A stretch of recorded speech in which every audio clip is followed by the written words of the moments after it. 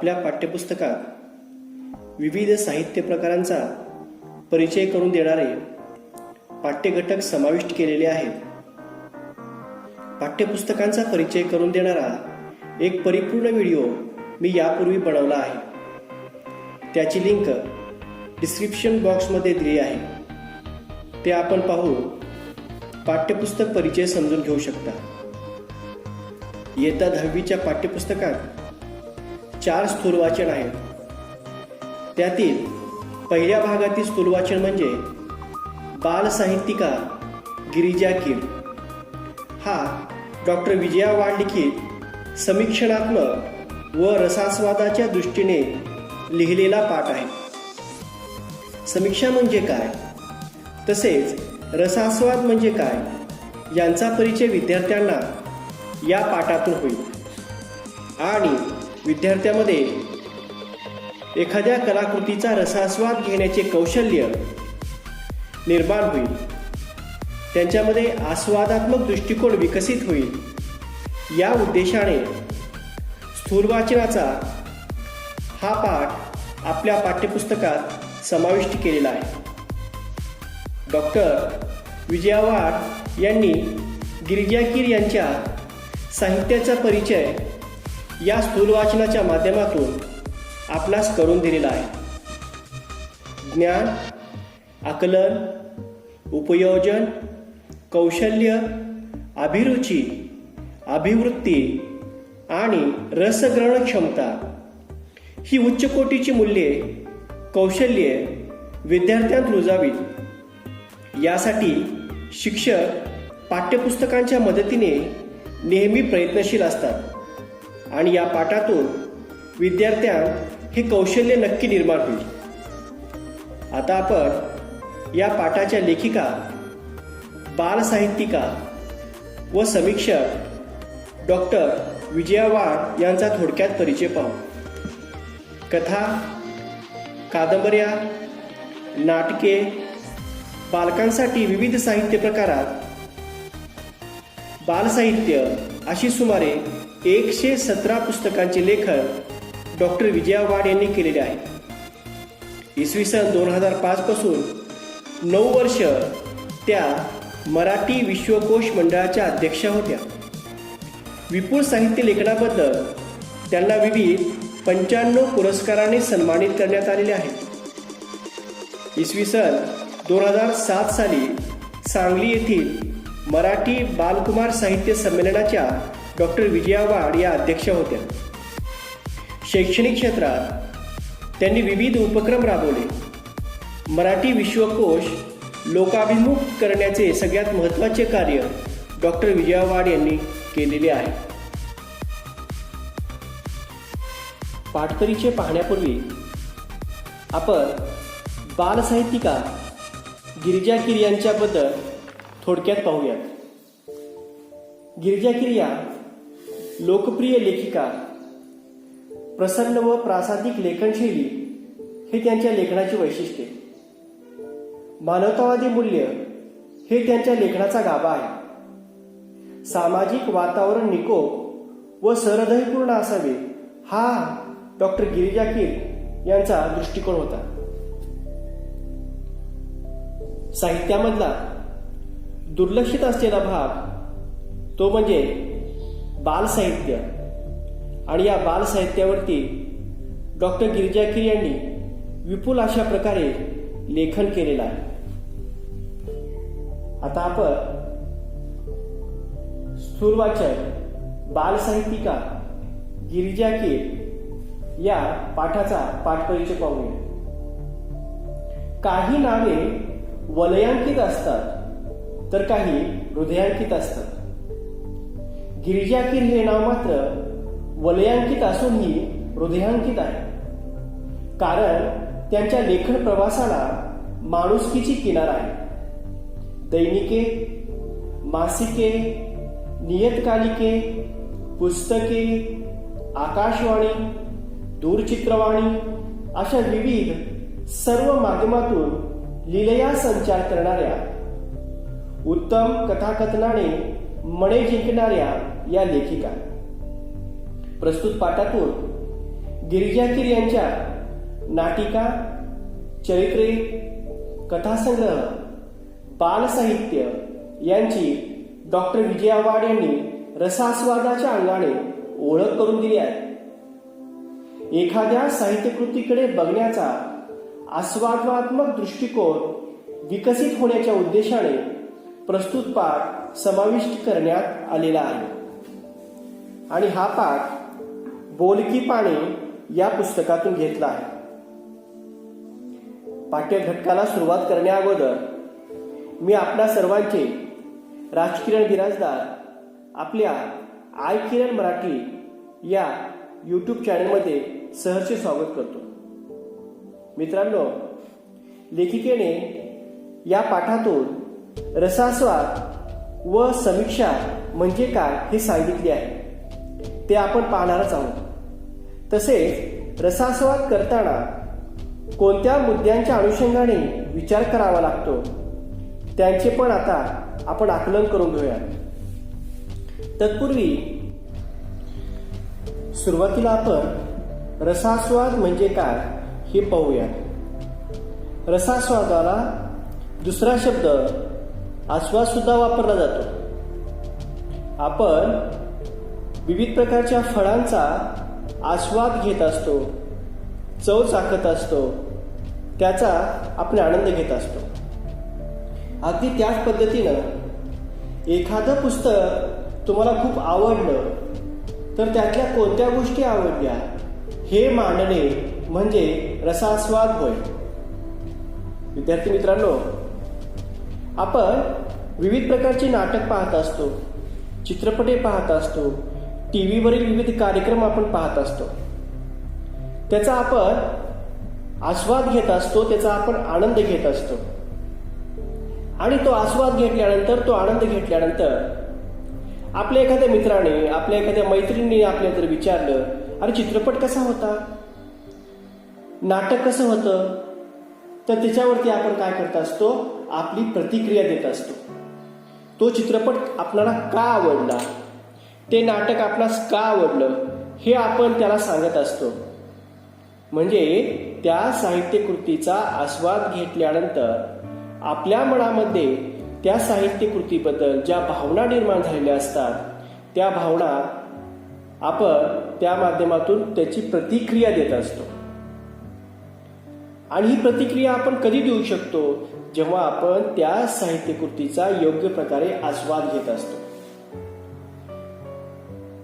त्याच बाबतीत कथा, कादंबरी, कविता, नाटक, चरित्र, आत्मचरित्र हे जे काही विविध साहित्य प्रकार आहेत, या विविध साहित्य प्रकाराचा सुद्धा आपण आस्वाद घेत असतो, रसास्वाद घेत असतो.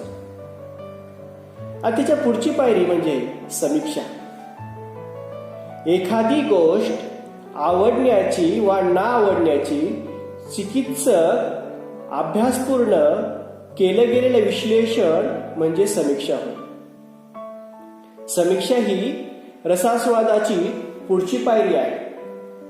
समीक्षेमध्ये एखादी कलाकृती आवडली तर ती का आवडली, किंवा एखादी कलाकृती, एखादा साहित्य प्रकार आवडला नाही तर का आवडला नाही, हे समीक्षेच्या माध्यमातून सांगितलं जात असतं. विद्यार्थी मित्रांनो, साहित्यामध्ये ज्याप्रमाणे कथा, कादंबरी, नाटक, कविता इत्यादी विविध साहित्य प्रकारांना महत्व आहे, त्याच पद्धतीनं समीक्षेला सुद्धा खूप महत्व असतं. कारण समीक्षा हीच खऱ्या अर्थाने त्या साहित्याला उभारी देत असते. समीक्षा त्या साहित्याची प्रसिद्धी करत असते. समीक्षा ते साहित्य वाचकापर्यंत पोहोचवण्याचं कार्य करत असते. म्हणून साहित्यिकाला जेवढं महत्व आहे तेवढंच महत्व समीक्षकाला सुद्धा असतं. आणि या पाठ्यपुस्तकामध्ये गिरिजा कीर यांनी कोणत्याही कलाकृतीचा आस्वाद घेताना कोणकोणत्या मुद्द्याच्या अनुषंगाने आपण तो घेणं गरजेचं आहे हे मुद्दे सुद्धा त्यांनी इथे स्पष्ट केले आहेत. पहिला मुद्दा आहे पुस्तकाचा वाङ्मय प्रकार कोणता. जेव्हा आपण कोणतंही पुस्तक वाचनासाठी घेत असतो तेव्हा ते पुस्तक आपल्या साहित्यातले जे काही विविध साहित्य प्रकार आहेत त्या साहित्य प्रकारातील कोणता तरी एक साहित्य प्रकार तो असतो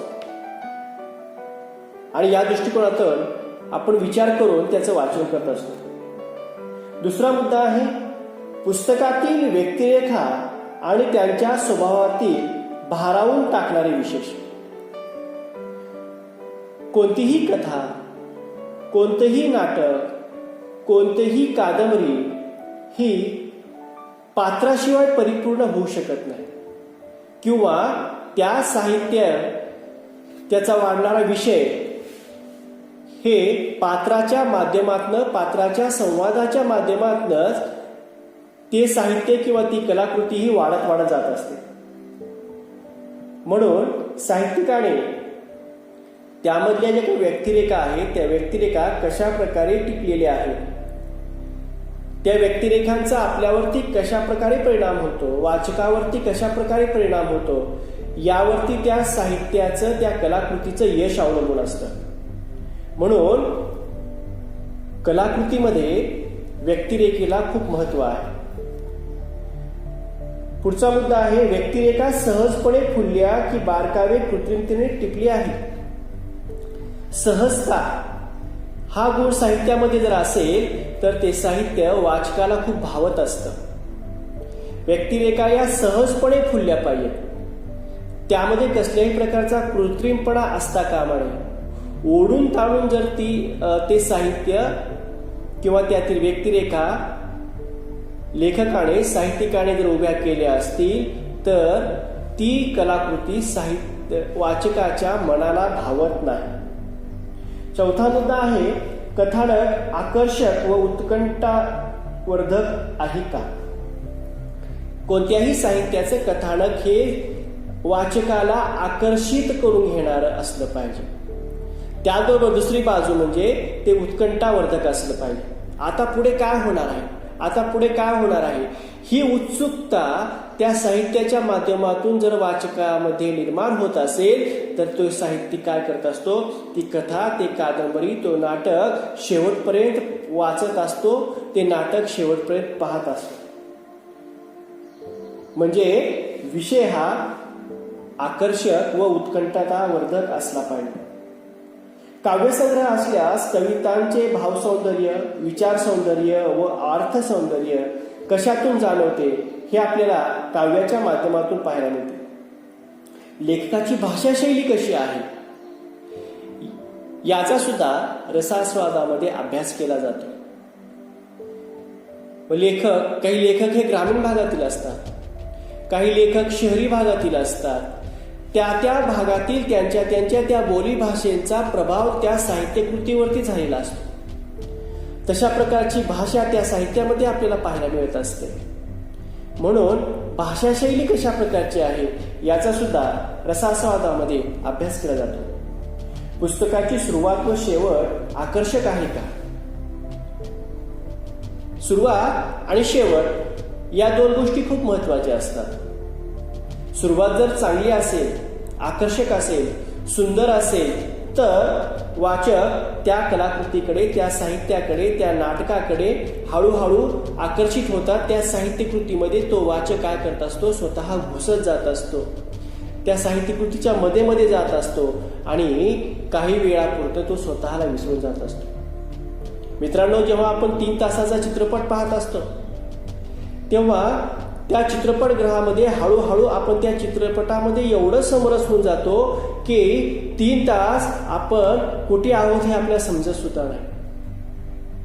आपण स्वतःला विसरून जातो. आणि जेव्हा आपण कोणत्याही कलाकृतीचा आस्वाद घेताना स्वतःला विसरून जातो तेव्हा समजायचं ती कलाकृती खूप सुंदर आहे आणि खऱ्या अर्थाने ते त्या कलाकृतीचं यश असतं. आणि शेवटचा 8वा मुद्दा म्हणजे पुस्तकातून मिळणारे चिरंतन मूल्य, संदेश, उपदेश तसेच कथानक व त्यातील आशय आणि कथानकाचा विषय या सर्वांचा मनावर एकत्रित परिणाम होतो का. कोणत्याही कलाकृतीचा, कोणत्याही साहित्यकृतीचा प्रथम उद्देश हा मनोरंजन जरी असला तरीही मनोरंजनाकडून हळूहळू ती कलाकृती वाचकाच्या मनावरती काहीतरी चांगल्या प्रकारची मूल्य रुजवत असते, वाचकांना जीवन जगण्याची दिशा देत असते. आणि ही मूल्य त्या साहित्य कृतीमधून त्या वाचकामध्ये रुजणं गरजेचं आहे. काहीतरी संदेश वाचकाला मिळाला पाहिजे, काहीतरी उपदेश त्या कथानकाच्या माध्यमातून रसास्वाद घेणाऱ्या वाचकाला, साहित्यिकाला मिळाला पाहिजे. हे खऱ्या अर्थानं त्या साहित्याचं यश असतं. रसास्वाद घेताना कळत न कळत अस्पष्टपणे आपल्या मनात हे प्रश्न असतातच. तर विद्यार्थी मित्रांनो, वरील मुद्द्यांच्या अनुषंगाने आपणाला कोणत्याही कलाकृतीचा रसास्वाद घेता येतो. चला तर आता आपण आपल्या स्थूल वाचनाकडे वळूया. हे पाहताना आपण बालसाहित्यिका गिरिजा कीर यांच्या विविध साहित्य प्रकारांचा उदाहरणासह व त्यांच्या वैशिष्ट्यांच्या दृष्टीने आकलन करत करत पुढे जाणार आहोत. सुरुवातीला डॉक्टर विजया वाड म्हणतात, आज मी गिरिजा कीर यांच्या साहित्याबाबत लिहिणार आहे. गिरिजाबाईंच्या लेखनाचे महत्वाचे वैशिष्ट्य म्हणजे तोचतोपणाचा दोष आढळत नाही.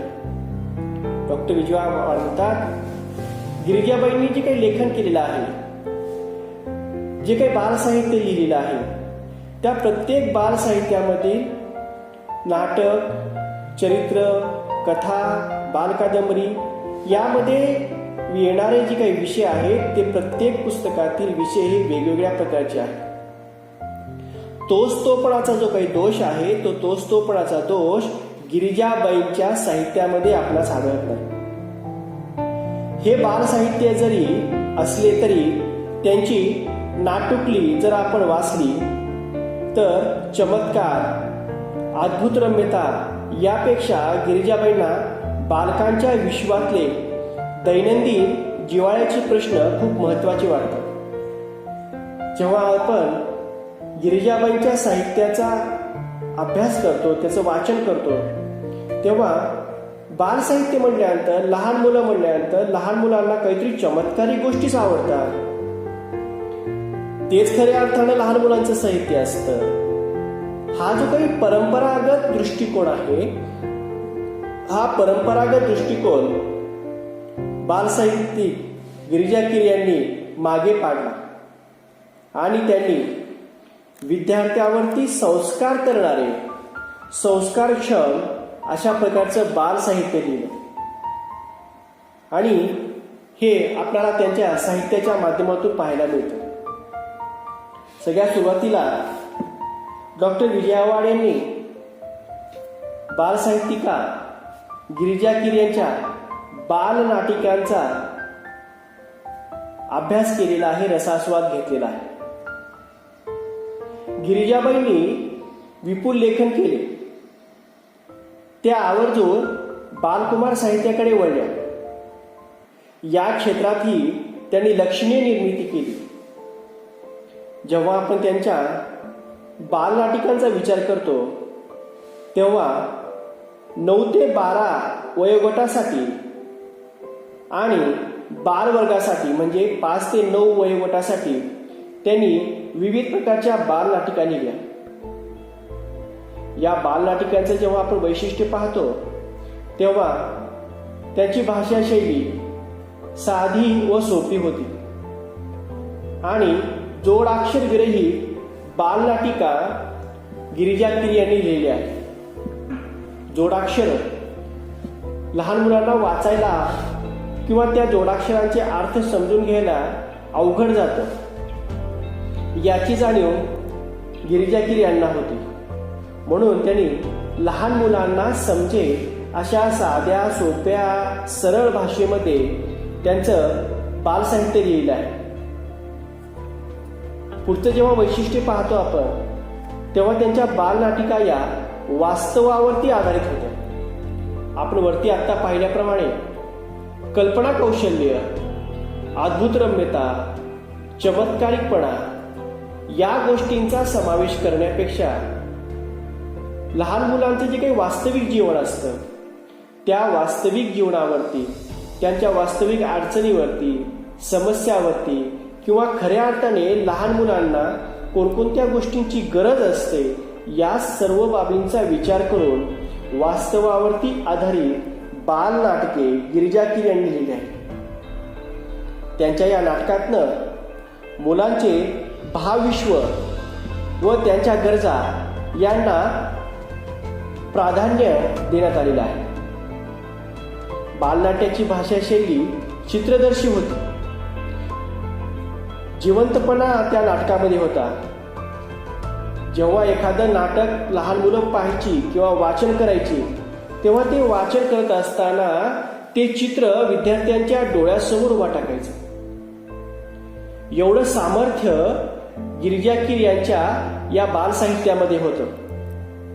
त्यामध्ये एक प्रकारचा जिवंतपणा होता. यामुळे ही नाटके पाहताना लहान आणि मोठे सगळे प्रेक्षक खिळून जात. मुलांच्या मनाच्या खिडक्या उघडण्याचं कौशल्य या बाल नाटकामध्ये होतं. मोजक्या पात्रातून जिवंत दृश्य साकार करून बाल प्रेक्षकांची मने जिंकण्याचे अवघड काम या नाटकाच्या माध्यमातून गिरिजा कीर यांनी केलेली आहे. त्यांची जेव्हा आपण 9 ते 12 या वयोगटाची जेव्हा आपण नाटके पाहतो तेव्हा पिटुकली पिटुकली नाटुकली या संचातील आमच्या आपल्या गप्पा टप्पा, चला खेळू नाटक नाटक, साळुंकीची कहाणी, गेले गेले या बालनाटिका 9 ते 12 या वयोगटासाठी आहे. तर नीला राणीचा दरबार, मी कोण होणार या बालनाटिका लहान वर्गासाठी 5 ते 9 या वयोगटासाठीच्या त्यांनी दिलेली आहे. पुण्याच्या रजनी परांजपे यांनी लहान मुलांसाठी जोड अक्षरविरहित पुस्तके प्रकल्पे म्हणून तयार करून घेतली आणि यासाठी गिरिजा कीर यांचं साहित्य त्यांना खूप उपयोगी पडलं.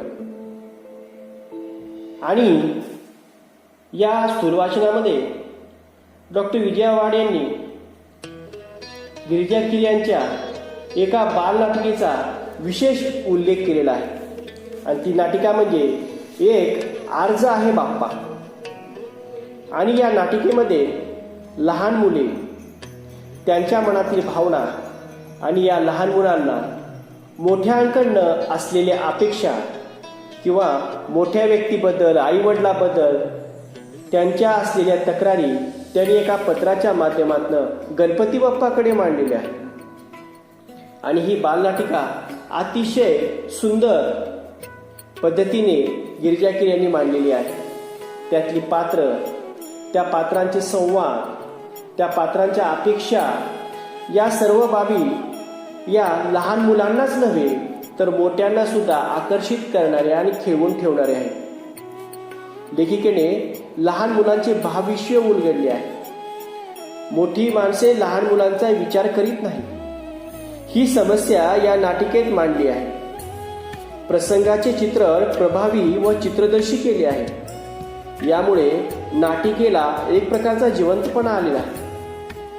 थोडक्यात अत्यंत दुर्लक्षित विषयावर प्रभावी लेखन गिरिजाबाईंनी केले आहे व ते बाल मनाला व मोठ्यांनाही भावणारी आहे. या नाटिकेला मुलांच्या मनांच्या खिडक्या उघडण्याचे कौशल्य लाभले आहे.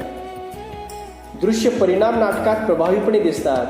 मोजक्या पात्रातून जिवंत दृश्य साकारण्याचे कौशल्य या एक आर्ज आहे बाप्पा या नाटिकेच्या माध्यमातून आपणास पाहावयास मिळते. म्हणजे बालनाटिका म्हणून गिरिजा कीर या किती सुंदर साहित्यिका होत्या हे एका नाटकाच्या उदाहरणाच्या माध्यमातून डॉक्टर विजया वाड यांनी आपल्यासमोर मांडलेला आहे. पुढचा साहित्य प्रकार म्हणजे चरित्रे.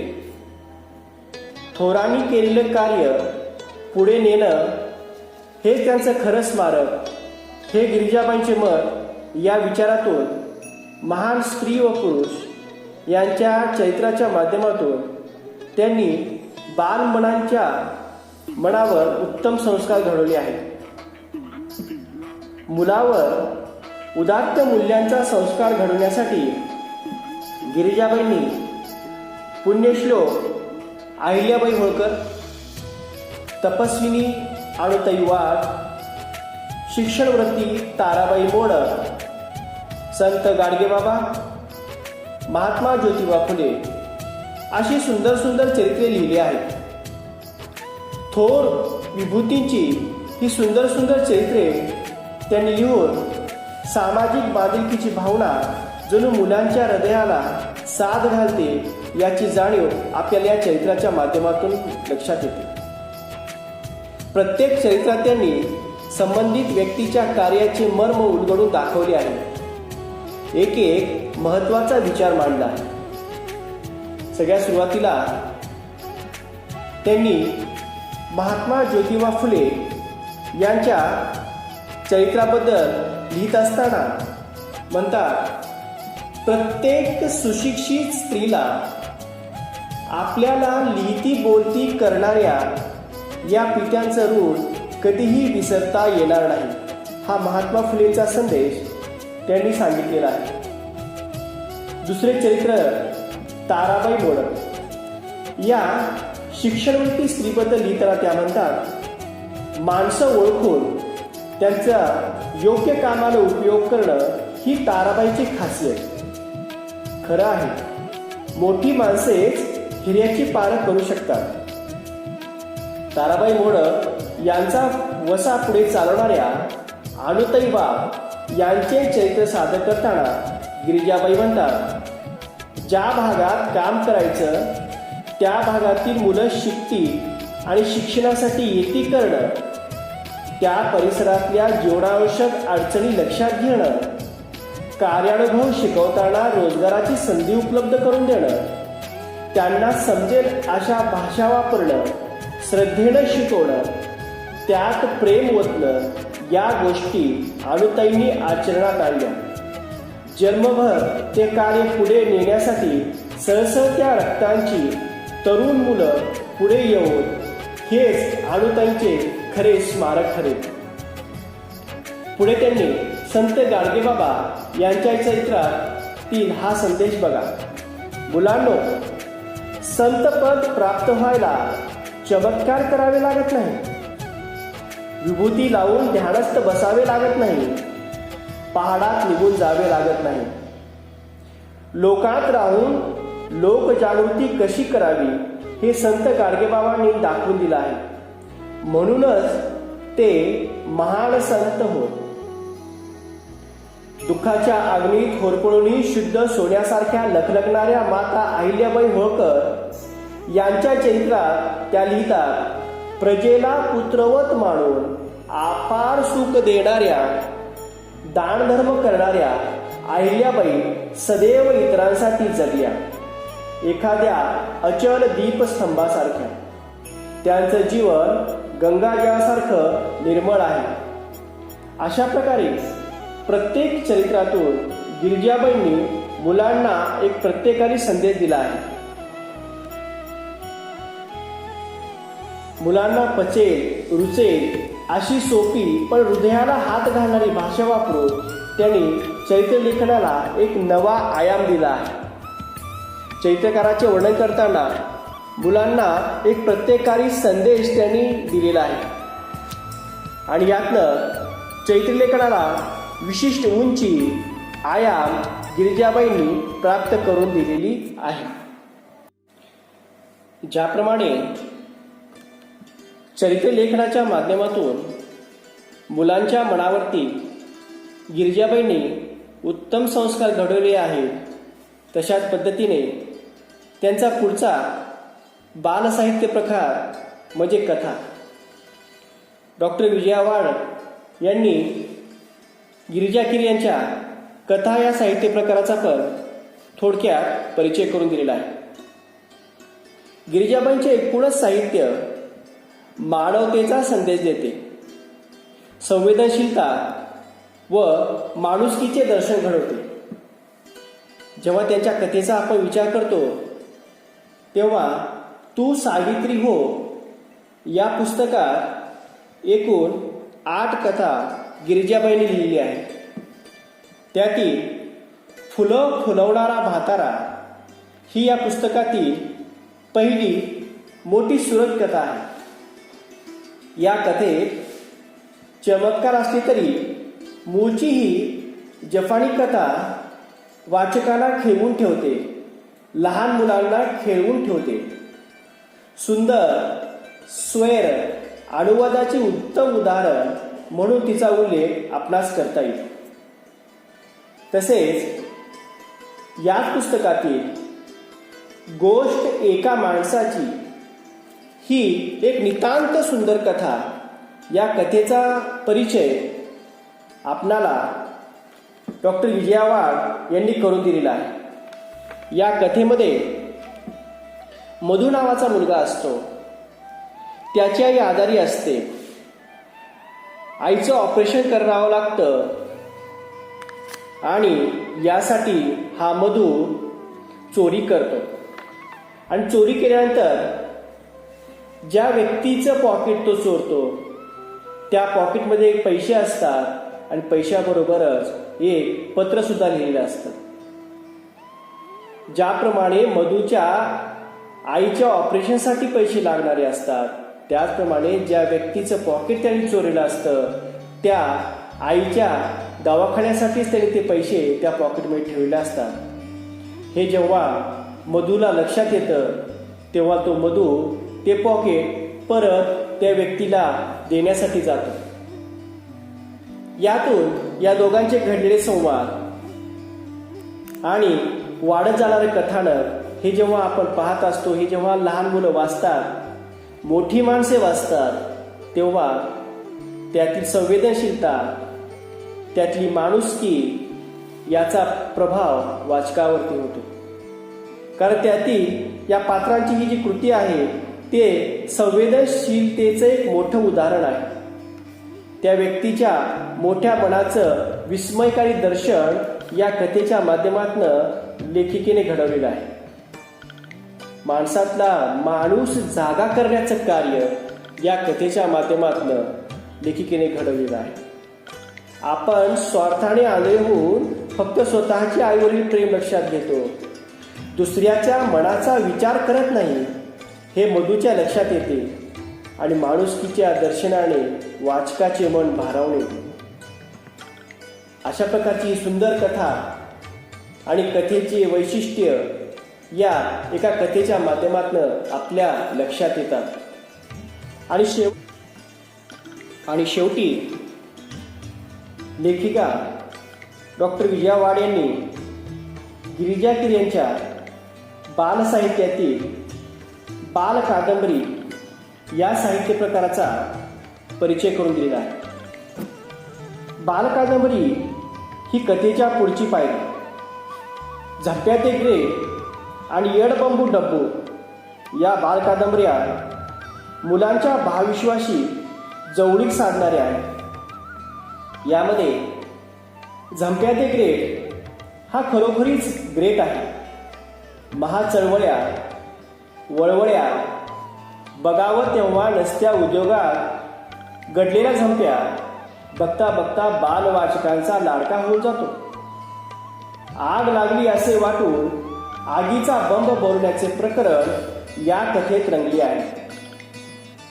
आणि दुसरी कथा आहे येळ बंबू डब्बू. ही बाल कादंबरी मनोरंजक आहे. प्रत्येक लहान मूल आईचं आपण आवडतं व्हावं या प्रयत्नात असतं. डब्बू हा मुलगा आईला उगतच्या उगस त्रास देणार नसतो. त्याचा साखरपुडा असतो.